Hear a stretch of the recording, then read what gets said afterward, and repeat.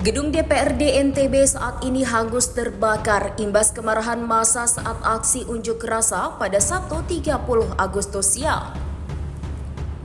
Adapun aksi unjuk rasa ini dilakukan buntut isu kenaikan gaji DPR hingga kematian tragis pengemudi ojek online Afan Kurniawan yang dilindas kendaraan taktis di Jakarta. Dipastikan saat insiden pembakaran tidak ada anggota DPRD di dalam gedung tersebut. Aksi demonstrasi yang terjadi di Nusa Tenggara Barat berakhir ricuh pada Sabtu 30 Agustus 2025.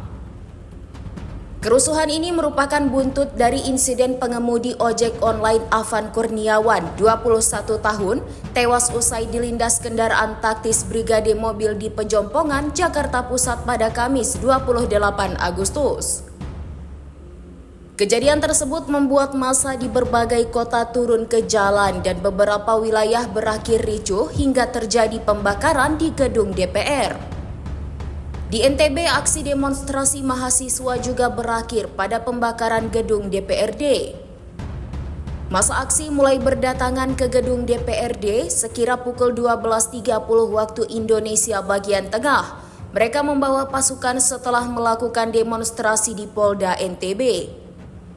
Aksi mulai mencekam sekira pukul 13.30 waktu Indonesia bagian tengah. Massa aksi yang tidak menemukan anggota DPRD di dalam kantor langsung melakukan aksi pembakaran. Mereka sempat dipaksa mundur oleh petugas yang menembakkan gas air mata, namun hal itu tidak membuat pendemo gentar.